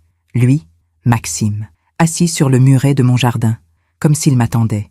Mon cœur s'est arrêté. « Bonsoir, Odile. » Sa voix était calme, trop calme. Il souriait. Un sourire qui ne montait pas jusqu'à ses yeux. « Que faites-vous ici? Vous n'avez pas le droit d'être là. Il y a une ordonnance. L'ordonnance concerne Victoire, pas vous. J'ai parfaitement le droit de vous parler. » Il s'est levé, lentement. Il portait son costume habituel, impeccable. Mais quelque chose avait changé. Ses yeux, ils étaient différents, plus durs, plus froids. « Je veux juste discuter. 5 minutes. Je n'ai rien à vous dire. Moi, si. Beaucoup de choses, même. » Il s'est approché. J'ai reculé, dos contre ma porte. Ma main cherchait les clés dans mon sac. « Vous avez détruit ma vie, Odile. Vous le savez, ça? C'est vous qui avez détruit la vie de ma fille. » « Votre fille ?» Il a ri. Un rire amer, sans joie. « Votre fille était une épave quand je l'ai rencontrée. Dépressive, perdue, sans but. C'est moi qui l'ai sauvée. Moi qui lui ai donné une raison de vivre. » « Une raison de vivre? En l'enfermant dans un garage? En la frappant? En l'affamant ?» Je la corrigeais. Pour son bien. Parce que je l'aimais. Mais vous n'avez jamais compris ça. Vous avez toujours été jalouse. Il était maintenant à moins d'1 mètre de moi. Je sentais son odeur, cette eau de Cologne chère qu'il portait toujours. Maintenant, elle me donnait la nausée. « Partez, immédiatement, ou j'appelle la police. Appelez-la, mais ça ne changera rien. Tôt ou tard, Victoire reviendra vers moi. Parce qu'elle m'aime, parce qu'elle a besoin de moi. Et vous serez seule, dans votre grande maison vide, avec vos regrets. Ma fille ne reviendra jamais vers vous. Jamais. » Son sourire s'est élargi, un sourire terrifiant. « On verra. » Il s'est retourné, a marché lentement vers le portail, puis il s'est arrêté, s'est retourné une dernière fois. Vous savez, Odile, les accidents arrivent si vite. Une voiture qui dérape, une chute dans les escaliers, un cambriolage qui tourne mal. La vie est fragile, surtout à votre âge. Ces mots, ces menaces à peine voilées. Il est parti. J'ai attendu qu'il disparaisse au bout de la rue pour enfin ouvrir ma porte. Mes mains tremblaient tellement que j'ai dû m'y reprendre à 3 fois. Une fois à l'intérieur, j'ai verrouillé. Double tour, chaîne de sécurité, j'ai vérifié toutes les fenêtres, tous les volets, puis je me suis assise. Et j'ai pleuré. De peur, de colère, d'impuissance. Mon téléphone a sonné. C'était Victoire. « Maman, ça va ? J'ai eu un mauvais pressentiment. »« Ça va, ma chérie, tout va bien. » Je mentais, mais je ne pouvais pas lui dire, pas lui raconter cette confrontation. Ça l'aurait terrorisée. « Tu es sûre ? » ?»« Sûre. Dors bien, ma chérie. Je t'aime. » « Moi aussi, maman. » J'ai raccroché. J'ai regardé autour de moi. Cette maison où j'avais vécu tant d'années heureuses avec Henri, où j'avais élevé Victoire, où chaque meuble, chaque photo racontait une histoire. Cette maison était devenue une prison, une cible. Je ne pouvais plus vivre dans la peur, dans l'attente qu'il revienne, qu'il mette ses menaces à exécution. Il fallait que j'agisse, pas pour me venger, pas pour lui faire du mal, mais pour protéger ma fille, pour m'assurer qu'il ne puisse plus jamais s'approcher d'elle, ou de moi. J'ai sorti mon carnet, celui où j'avais tout noté, toutes les dates, tous les faits. J'ai relu mes notes, les témoignages que j'avais rassemblés, les preuves, et j'ai compris ce que je devais faire. Maître Dubois m'avait dit que Maxime serait convoqué par la police pour être entendu sur la plainte de Victoire. Mais ça prendrait du temps, des semaines, peut-être des mois. Et en attendant, il était libre, libre de harceler, de menacer, de préparer sa vengeance. Mais il y avait autre chose. Quelque chose que j'avais découvert dans mon enquête sur lui. Quelque chose qu'il cachait soigneusement. Ses anciennes victimes. Anne, la première femme, et Sylvie, la deuxième, celle qui avait disparu. J'avais retrouvé Sylvie. Elle vivait en Belgique, sous un faux nom. Elle avait accepté de me parler au téléphone. Son histoire était encore pire que celle de Victoire. Séquestration pendant 3 ans. Violence quotidienne. Menace de mort. Bye. Il m'a dit que si je partais, il me retrouverait, qu'il me tuerait. Alors j'ai tout laissé. Ma famille, mes amis, mon identité. Et je me suis enfuie. Pourquoi vous n'avez pas porté plainte? J'avais trop peur. Et puis qui m'aurait cru? Il est si charmant en société, si respectable. J'aurais eu l'air d'une folle. Sylvie, si je vous le demandais, accepteriez-vous de témoigner? Un long silence. Vous voulez dire, devant la justice? Oui, pour empêcher qu'il fasse la même chose à d'autres femmes. Mais il saura où je suis. Il me retrouvera. Il sera en prison. Encore un silence. Puis sa voix, tremblante mais déterminée. D'accord, si ça peut aider, si ça peut l'arrêter, je témoignerai. Avec les témoignages d'Anne et de Sylvie, avec les preuves médicales de Victoire, avec l'historique des menaces et du harcèlement, le dossier devenait écrasant. J'ai contacté Maître Dubois. J'ai 2 autres témoignages. 2 anciennes compagnes de Maxime Renaud. Elles sont prêtes à raconter ce qu'il leur a fait. Maître Dubois a sifflé entre ses dents. Odile, si vous avez ça, on ne parle plus d'une simple affaire de violence conjugale. On parle de récidive, de dangerosité caractérisée. Le procureur pourra demander la détention provisoire. Combien de temps? Pour l'instruction? 1 an. Peut-être plus. Mais Odile, s'il est placé en détention provisoire, il sera enfermé pendant toute l'instruction. Pas de liberté conditionnelle pour ce type d'affaires. 1 an. Une année où Victoire pourrait se reconstruire. Une année où elle serait vraiment en sécurité. Faites-le. Transmettez tout au procureur. Vous êtes sûr? Parce qu'une fois lancé, on ne peut plus faire marche arrière. J'en suis sûr. Ce soir-là, j'ai dormi pour la première fois depuis des semaines, d'un sommeil profond, sans cauchemar, parce que je savais que j'avais fait ce qu'il fallait, que la justice, enfin, allait faire son œuvre. Je me demande encore si j'ai fait le bon choix, si j'aurais pu faire autrement. Parfois, dans la vie, on est obligé de choisir entre sa peur et son courage, entre le silence et la vérité. Et vous, qu'auriez-vous fait à ma place? Face à un homme qui menaçait votre enfant, qui détruisait tout sur son passage, qu'auriez-vous fait? Les choses se sont accélérées plus vite que je ne l'aurais imaginé. Maître Dubois avait transmis l'intégralité du dossier au procureur, les témoignages d'Anne et de Sylvie, les certificats médicaux de Victoire, l'historique des menaces, les messages, tout. 2 jours plus tard, Maxime a été convoqué pour une garde à vue, violence conjugale aggravée, séquestration, harcèlement.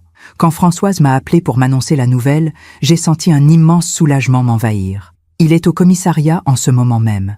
Ils vont l'entendre pendant 24 heures, peut-être 48. Ensuite, il sera présenté à un juge qui décidera s'il reste en détention provisoire ou s'il est libéré sous contrôle judiciaire. Et vous pensez qu'il sera placé en détention? Avec ce dossier? C'est fort probable, très probable même. J'ai immédiatement appelé Victoire pour lui annoncer. Ma chérie, il a été arrêté. Il est en garde à vue. Un silence, long. Puis un sanglot. Pas de tristesse, de soulagement. C'est vrai? C'est vraiment vrai? Oui, c'est vrai. Tu es en sécurité maintenant. Elle a pleuré pendant de longues minutes, des pleurs qui libéraient toute la tension accumulée pendant des mois. Des années peut-être. Maman, j'ai eu si peur qu'il me retrouve, qu'il revienne, qu'il... Je sais, ma chérie, je sais, mais c'est fini maintenant. Ce soir-là, je me suis autorisé un verre de vin. Un bon Bordeaux qu'Henri gardait pour les grandes occasions. J'ai levé mon verre vers sa photo, posée sur le buffet du salon. On l'a fait, mon amour. On l'a protégée. Mais j'aurais dû savoir que rien n'est jamais aussi simple. Que les hommes comme Maxime ne se laissent pas enfermer sans se battre. Le lendemain soir, vers 19 h, mon téléphone a sonné. Un numéro inconnu. J'ai hésité, puis j'ai décroché. Allô? Madame Carrière? Une voix d'homme, grave, inconnue. Oui, c'est moi. Qui êtes-vous? Ça n'a pas d'importance. Ce qui compte, c'est que vous compreniez quelque chose. Maxime Renaud est un ami, un bon ami. Et ses amis n'aiment pas qu'on s'en prenne à lui. Mon sang s'est glacé. Qu'est-ce que vous voulez? Juste vous faire passer un message. Retirez votre plainte. Dites à votre fille de retirer la sienne. Sinon quoi? Sinon il y aura des conséquences. Des accidents arrivent si facilement, surtout aux personnes âgées. Un cambriolage, une agression, on ne sait jamais. Vous me menacez? Je vous conseille. Nuance. Il a raccroché. Je suis resté figé, le téléphone à la main. Mon cœur battait si fort que j'avais l'impression qu'il allait exploser. Victoire avait raison. Il avait des amis, des gens prêts à agir pour lui, même depuis sa cellule. J'ai immédiatement appelé Maître Dubois. Il était 20 h passées, mais il a décroché. Odile, que se passe-t-il? Je lui ai raconté l'appel, les menaces. Il faut que vous alliez à la police. Immédiatement. Portez plainte pour menaces. Ils peuvent vous placer sous protection. Sous protection? Mais Odile, écoutez-moi. Ces gens ne plaisantent pas. Si Maxime a effectivement des relations avec des individus peu recommandables, ils peuvent passer à l'acte. Vous êtes en danger. Réel. J'ai raccroché. J'ai regardé autour de moi. Cette maison qui était mon refuge était devenue un piège. Chaque ombre me semblait menaçante. Chaque bruit me faisait sursauter. Je devais prendre une décision.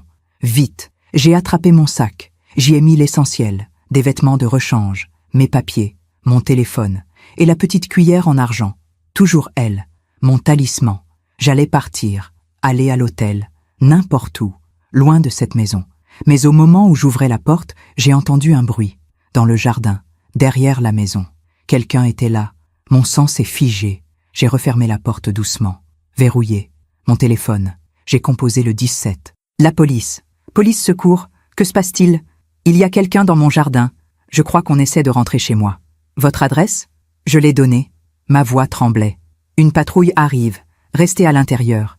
Ne sortez pas. J'ai raccroché. J'ai éteint les lumières du rez-de-chaussée. Je suis montée à l'étage, dans ma chambre. De la fenêtre, je pouvais voir le jardin. Et je l'ai vu. Une silhouette. Un homme. Habillé de noir. Il examinait les fenêtres du rez-de-chaussée, cherchant un point d'entrée. Mon cœur battait si fort que j'avais peur qu'il l'entende.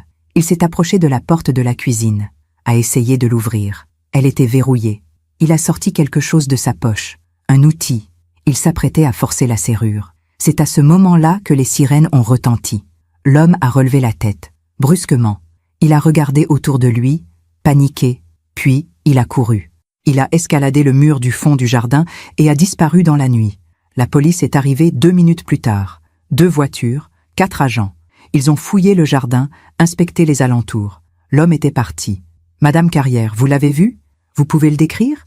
Grand, habillé de noir, capuche. Je n'ai pas vu son visage. Ils ont trouvé des traces, des empreintes de pas dans la terre humide, sous la fenêtre de la cuisine. Des marques sur la porte, là où il avait essayé de forcer la serrure. Madame, vous ne pouvez pas rester ici ce soir. C'est trop dangereux. Vous avez quelqu'un chez qui aller? De la famille? J'ai pensé à ma sœur Mathilde, à Lyon. Mais c'était trop loin. Trop compliqué à cette heure. Je vais aller à l'hôtel. On va vous escorter. Le temps que vous preniez quelques affaires. J'ai rempli une valise rapidement. Des vêtements, ma trousse de toilette, les photos de Victoire et d'Henri. Et le dossier, celui que je gardais dans mon coffre personnel, à l'étage. Toutes les preuves, tous les témoignages. La police m'a emmené à l'hôtel Mercure, près de la gare. Une chambre simple, fonctionnelle. Ils m'ont accompagné jusqu'à la porte. Vous avez notre numéro. Au moindre problème, vous appelez. Merci. Je me suis retrouvée seule dans cette chambre d'hôtel impersonnelle. Le lit trop grand, les murs blancs, l'odeur de détergent industriel. J'ai posé ma valise. Je me suis assise sur le lit. Et là, pour la première fois depuis le début de cette histoire, j'ai eu peur. Vraiment peur. Peur pour moi. Peur pour Victoire. Peur de ce que ces hommes pourraient me faire. Mon téléphone a vibré. Un message.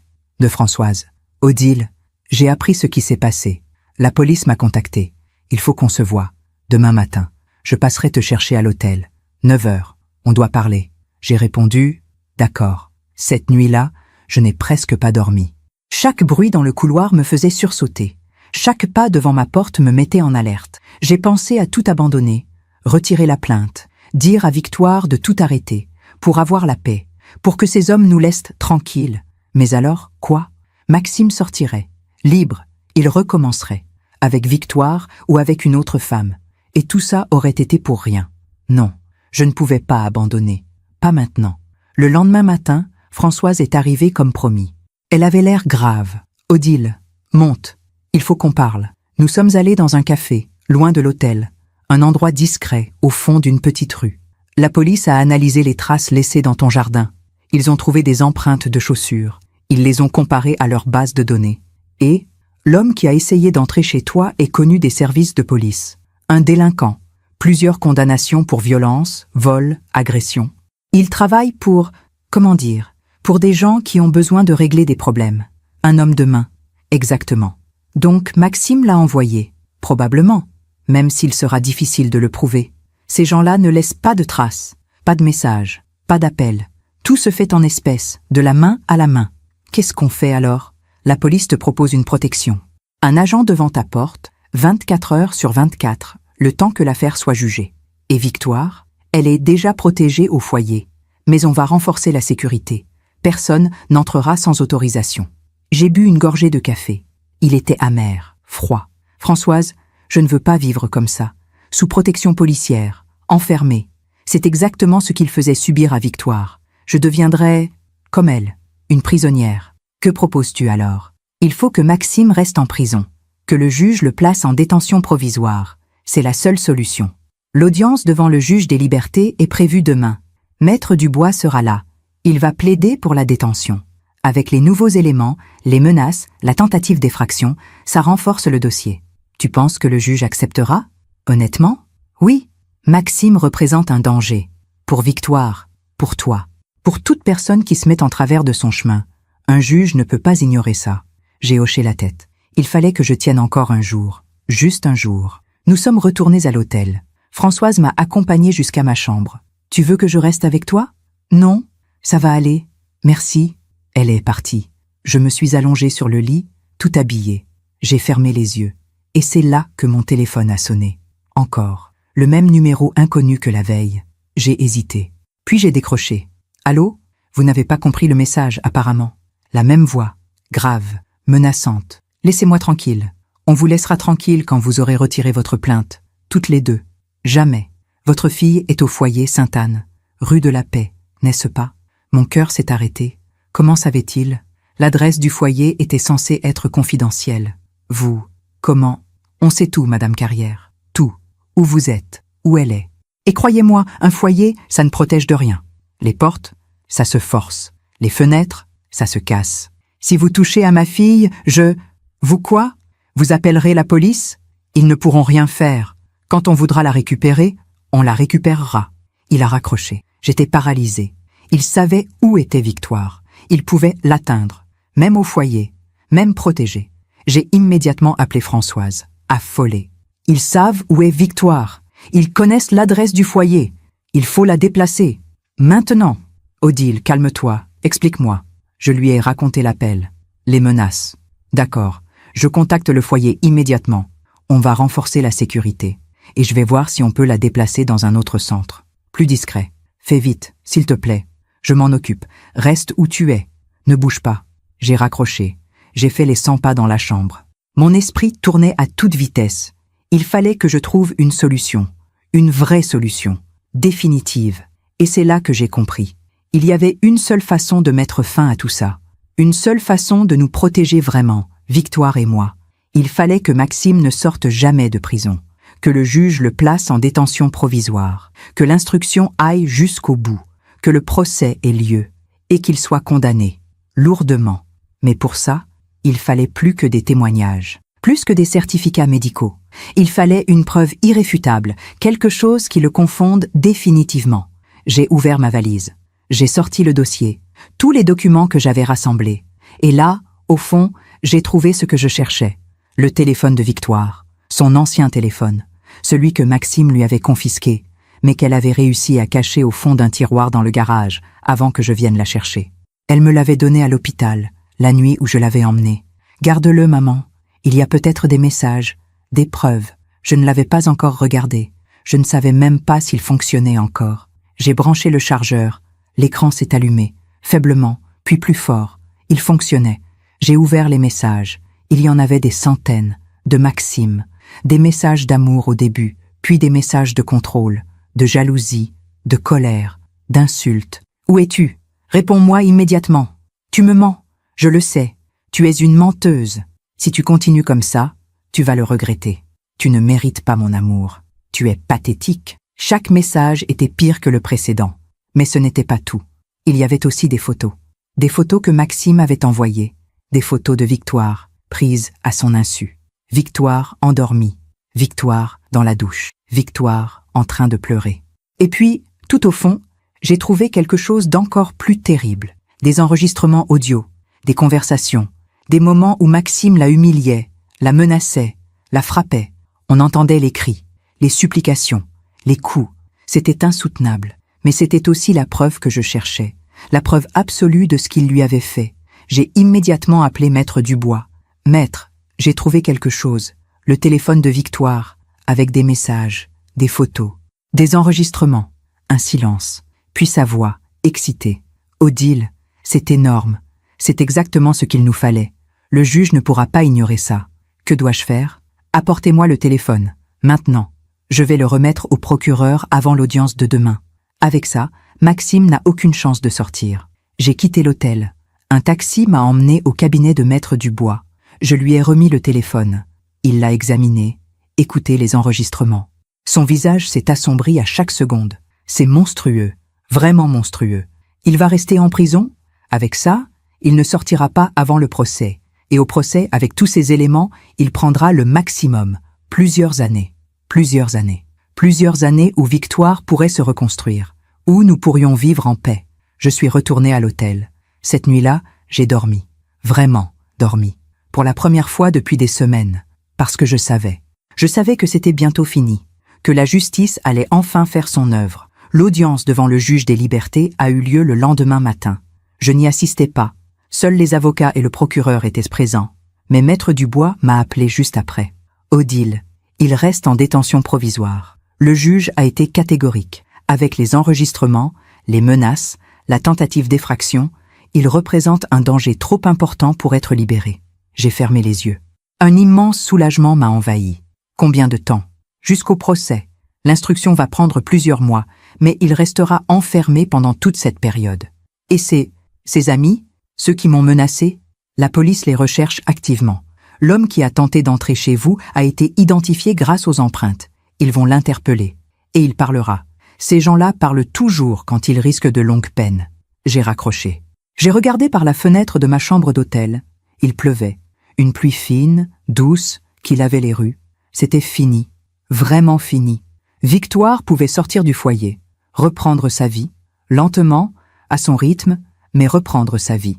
Et moi, je pouvais rentrer chez moi, dans ma maison, dans mon sanctuaire. Les semaines qui ont suivi ont été étranges, comme si le monde avait changé de couleur. Victoire est venue habiter avec moi le temps qu'elle se reconstruise, le temps qu'elle retrouve ses forces, physiques et mentales. Elle a repris du poids. Ses joues sont redevenues rondes, ses yeux ont retrouvé leur éclat.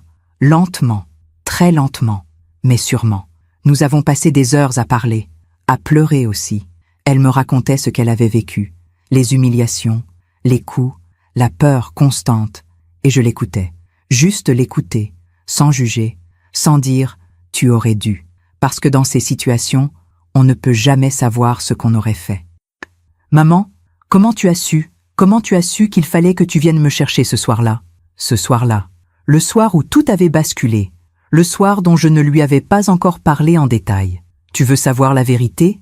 Oui, je me suis levée. J'ai sorti de mon tiroir la petite cuillère en argent, celle qu'elle avait oubliée lors de ce premier déjeuner avec Maxime, celle que j'avais portée dans ma poche pendant plus de 2 ans. « Tu te souviens de cette cuillère ?» Elle l'a prise dans sa main. Ses yeux se sont embués. « C'est celle que j'utilisais toujours. Depuis que tu es petite, tu l'avais oubliée ce fameux dimanche, et je l'ai gardée, comme un rappel, comme une promesse que je me suis faite à moi-même. Je ne t'abandonnerai jamais. Maman, ce soir-là, Victoire, je passais devant la maison, comme je le faisais souvent, et j'ai vu que le portail était entrouvert. Alors je suis entrée. J'ai entendu les cris, et puis je t'ai trouvée, dans ce garage. Elle s'est mise à pleurer, des sanglots profonds. Je pensais que personne ne viendrait jamais, que j'allais mourir là-dedans. Je serais venue 100 fois s'il l'avait fallu, 1000 fois. Nous sommes restés enlacés longtemps, très longtemps. Les mois ont passé. L'instruction avançait. Maître Dubois nous tenait informés. Les témoignages s'accumulaient. Anne et Sylvie, les anciennes compagnes, avaient été entendues. Leur récit était accablant, identique au vécu de Victoire. Le même schéma, la même manipulation, la même violence. Le procureur parle de récidive caractérisée, de dangerosité avérée. Maxime risque entre 5 et 10 ans de prison. 10 ans, une éternité pendant laquelle il ne pourrait faire de mal à personne. Et puis, quelque chose d'inattendu s'est produit. Un jour, 6 mois après son arrestation, Maître Dubois m'a appelé. « Odile, il faut que je vous parle de quelque chose qui concerne Maxime. Qu'est-ce qui se passe? Il est malade, très malade. » Malade? Il a fait un malaise en prison il y a 2 semaines. Les médecins ont fait des examens. Cancer du pancréas, stade avancé. J'ai mis quelques secondes à comprendre. Un cancer? Oui. Les médecins disent qu'il en a pour quelques mois. 1 an maximum. Le silence. Ce silence étrange quand on apprend qu'un monstre est mortel, lui aussi. Est-ce qu'il va sortir? Non. Il restera en prison, même malade. Le juge a été très clair. Mais Odile, il demande à voir Victoire. Mon sang s'est glacé. Hors de question. Je sais. Mais il a écrit une lettre. Pour elle. Il demande qu'on la lui transmette. Vous voulez que je vous l'envoie? Non. Jetez-la. Victoire n'a pas besoin de ça. Mais Maître Dubois m'a envoyé la lettre quand même. Par courrier. Je l'ai reçue quelques jours plus tard. Je l'ai ouverte. Je l'ai lue. C'était pathétique. Un tissu de mensonges et de manipulations. Il disait qu'il l'aimait, qu'il n'avait jamais voulu lui faire de mal, qu'il était malade maintenant, et qu'il comprenait, qu'il avait changé, qu'il voulait juste la revoir une dernière fois, pour s'excuser, pour mourir en paix, en paix. Lui qui n'avait jamais donné la paix à Victoire. J'ai froissé la lettre. J'allais la jeter quand Victoire est entrée dans la cuisine. Qu'est-ce que c'est? J'ai hésité. Devais-je lui dire? Devais-je la protéger de ça aussi? C'est une lettre de Maxime. Son visage s'est fermé. Il est sorti? Non. Non, il est toujours en prison. Mais il est malade, très malade. Il a un cancer. Elle n'a rien dit. Elle a juste regardé la lettre froissée dans ma main. Qu'est-ce qu'il dit? Des mensonges. Qu'il t'aime, qu'il veut te voir, qu'il a changé. Elle a tendu la main. Je peux la lire? Victoire, tu n'es pas obligée. Tu ne lui dois rien.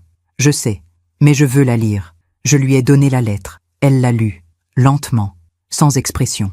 Puis elle l'a reposée sur la table. Il n'a pas changé. Même mourant, il essaie encore de me manipuler. Tu veux lui répondre? Non, il n'aura pas ça. Il n'aura pas mon pardon. Parce qu'on ne pardonne pas à quelqu'un qui n'a jamais vraiment demandé pardon, qui ne reconnaît pas ce qu'il a fait. Elle a pris la lettre, elle l'a déchirée, en petits morceaux, puis elle les a jetés à la poubelle. C'est fini, vraiment fini. Maxime Renaud est mort 4 mois plus tard, en prison, seul, sans visite. Ses amis, ceux qui m'avaient menacé, ne sont jamais venus. L'homme qui avait tenté d'entrer chez moi avait été arrêté. Il avait parlé, effectivement, donné des noms. Il avait été condamné, lui aussi. Quand Maître Dubois m'a annoncé la mort de Maxime, j'ai ressenti rien, ni joie, ni tristesse. Juste un vide, comme si un chapitre se fermait. Comment va Victoire? Elle va bien. Elle a retrouvé du travail, un poste de graphiste dans une petite agence. Elle a emménagé dans son propre appartement. Petit, mais à elle. Et vous, Odile? Moi, je vais bien aussi. Je reprends ma vie. Mais ce n'était pas tout à fait vrai, parce que certaines choses avaient changé en moi, définitivement. J'avais découvert une force que je ne me connaissais pas, une détermination, une capacité à me battre, à protéger, à ne jamais abandonner. Et j'avais aussi compris quelque chose de profond sur la justice et le karma. Pendant des mois, j'avais voulu me venger. J'avais imaginé des scénarios où Maxime souffrait autant qu'il avait fait souffrir Victoire, où il payait, vraiment payait pour ce qu'il avait fait. Mais finalement, je n'avais rien eu à faire. La vie s'était chargée de tout. La justice l'avait enfermé. La maladie l'avait emporté. Seul, abandonné. Exactement comme il avait abandonné Victoire dans ce garage. Le karma n'est pas une vengeance. Ce n'est pas nous qui punissons. C'est la vie. Les conséquences naturelles de nos actes qui finissent toujours par nous rattraper. Maxime avait détruit 3 femmes. Il était mort, détruit, lui aussi. Non par nos mains, mais par ses propres choix. Par sa propre violence qui s'était retournée contre lui. Un après-midi de printemps, presque 3 ans après cette nuit où j'avais trouvé Victoire dans le garage, nous sommes retournés ensemble au cimetière. Pas pour lui, pour Henri. Nous avons nettoyé sa tombe, posé des fleurs fraîches, des roses blanches, ses préférées. Papa aurait été fier de toi, maman. De nous, il aurait été fier de nous deux. Victoire a posé sa tête sur mon épaule. Tu m'as sauvé, tu le sais? Non. Tu t'es sauvé toi-même. J'ai juste été là. C'est tout ce qu'une mère peut faire. Être là. En rentrant, j'ai sorti la petite cuillère en argent. Je l'ai regardée longtemps, puis je l'ai rangée dans le tiroir du buffet, avec les autres couverts. À sa place, je n'avais plus besoin de la porter sur moi, plus besoin de ce talisman, parce que la bataille était terminée. Victoire était libre, vraiment libre, et moi aussi. Quelques mois plus tard, Victoire a rencontré quelqu'un. Un homme doux, gentil, patient, un professeur de musique. Ils ont pris leur temps. Pas de précipitation, pas de grandes déclarations, juste des gestes simples, des attentions, du respect. Un dimanche, elle me l'a présenté, chez moi, pour le déjeuner. J'ai préparé des madeleines au citron, mon plat signature. Quand ils sont arrivés, Victoire rayonnait. Pas de ce sourire forcé qu'elle avait avec Maxime. Un vrai sourire, lumineux, vivant. Thomas, c'était son nom, m'a apporté des fleurs, des pivoines. Victoire m'a dit que c'était vos préférés. J'ai souri. Cette fois, c'était différent. Cette fois, c'était vrai. Pendant le repas, je les ai observés. La façon dont ils l'écoutaient. dont il riait à ses blagues, dont il la laissait parler, exister, briller. C'était ça, l'amour, pas la possession, pas le contrôle, juste être ensemble, libre. À la fin du repas, Victoire a utilisé la petite cuillère en argent pour son café. Elle ne l'a pas oubliée cette fois. Elle l'a lavée. Elle l'a remise dans le tiroir. Merci maman, pour tout. Merci à toi, de m'avoir laissé t'aider. Cette nuit-là, seule dans ma chambre, j'ai pensé à tout ce chemin parcouru, aux nuits blanches, aux peurs, aux larmes, mais aussi aux victoires, aux moments de force, aux preuves d'amour. Et j'ai compris que notre histoire, aussi terrible qu'elle ait été, avait un sens. Elle montrait que même dans les situations les plus sombres, il y a toujours de l'espoir, toujours une sortie, toujours quelqu'un qui vous tend la main. Il suffit d'avoir le courage de la saisir. Maxime m'avait traité de folle cette nuit-là dans le garage. Elle devait apprendre une leçon, avait-il dit en parlant de Victoire. Des années plus tard, j'ai appris qu'il avait fini ses jours dans une chambre d'hôpital de prison. Seul, aucune visite. Même ses soi-disant amis l'avaient abandonné.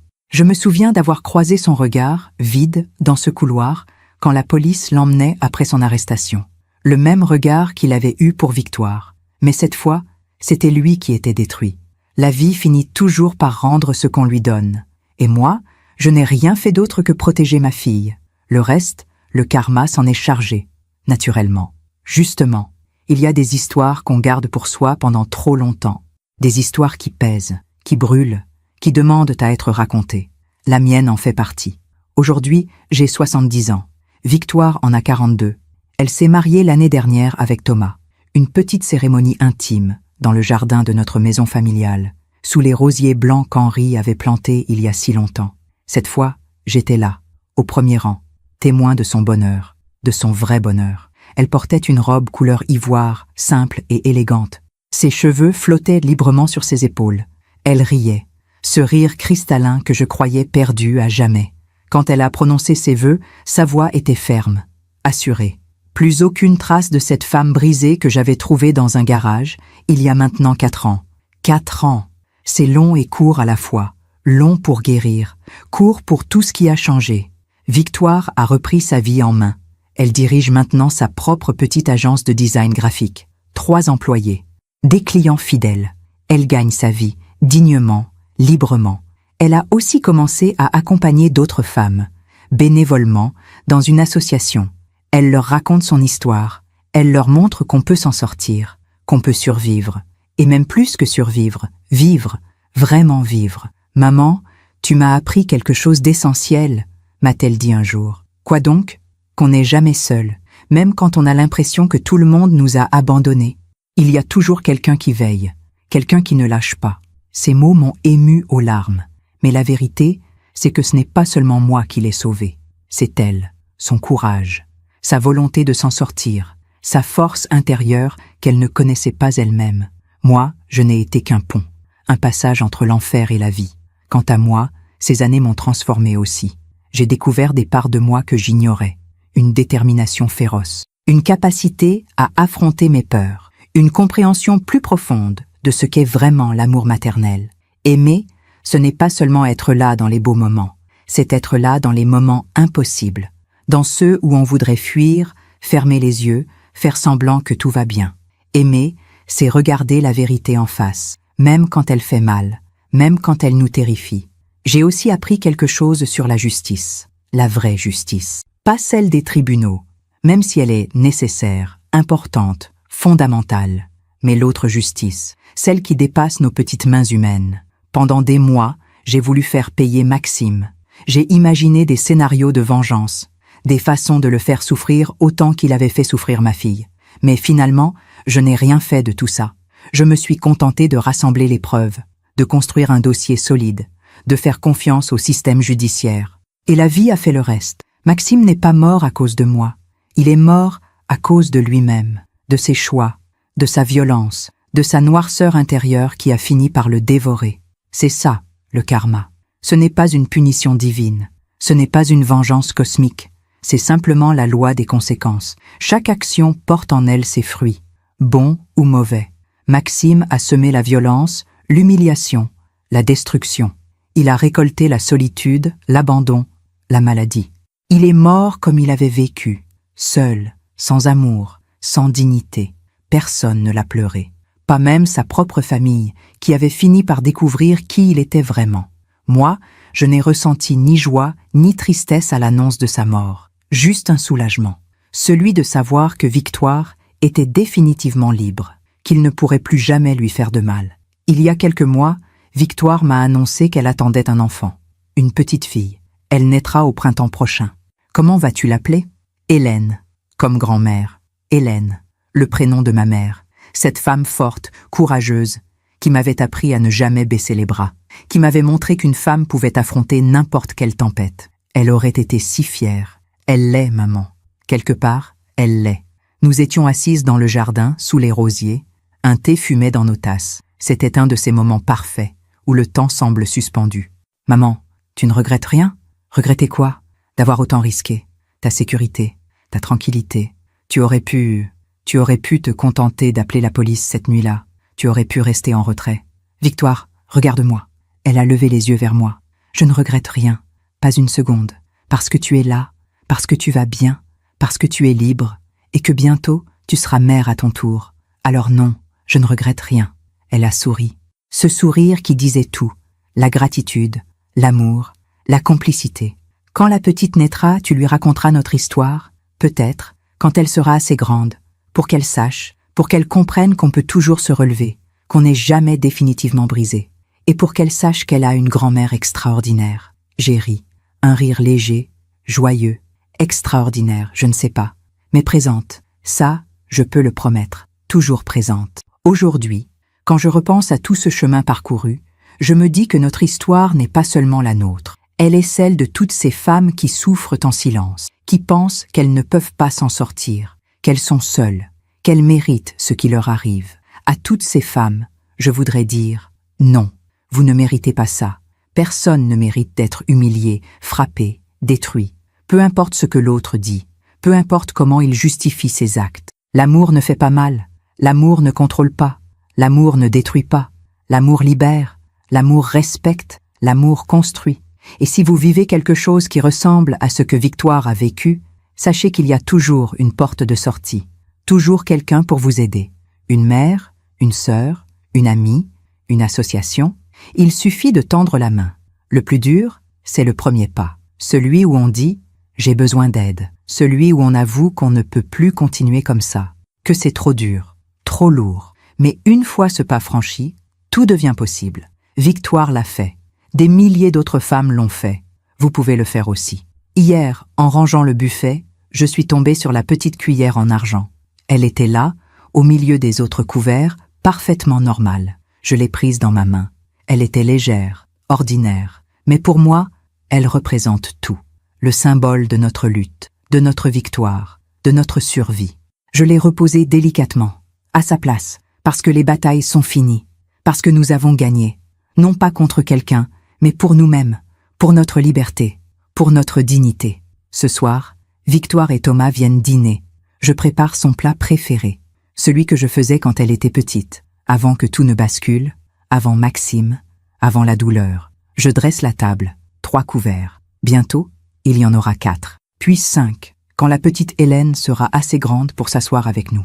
La vie continue, belle, pleine, riche, parce que nous avons choisi de vivre, vraiment vivre, pas juste survivre. Et si mon histoire aide ne serait-ce qu'une femme à ouvrir les yeux, à trouver le courage de partir, à comprendre qu'elle mérite mieux, alors tout cela aura eu un sens. Chaque douleur, chaque larme, chaque nuit d'insomnie, tout aura eu un sens, parce qu'au bout du tunnel, il y a toujours de la lumière. Même quand on ne la voit pas encore, même quand on croit qu'elle n'existe pas, elle est là, elle nous attend. Il suffit de continuer à avancer, un pas après l'autre, avec courage, avec dignité, avec espoir. La sonnette retentit. Victoire et Thomas arrivent. Je vois leur silhouette à travers la vitre dépolie de la porte. Ils se tiennent par la main. J'ouvre la porte. Victoire me sourit. Ce sourire radieux que je croyais perdu à jamais. Bonsoir, maman. Bonsoir, ma chérie. Entrez. Tout est prêt. Et dans ce simple moment, une porte qui s'ouvre, des rires qui résonnent, une table dressée, il y a toute la beauté du monde, toute la victoire d'une vie qui reprend son cours. Merci de m'avoir écouté jusqu'au bout. Si cette histoire a touché votre cœur, Partagez-la avec quelqu'un que vous aimez. Parfois, une histoire peut changer toute une journée. Parfois, elle peut même changer une vie. Abonnez-vous et activez la cloche pour entendre d'autres femmes qui ont transformé la douleur en sagesse. Chaque jour, une femme, une leçon de vie. Que Dieu vous bénisse et à très bientôt.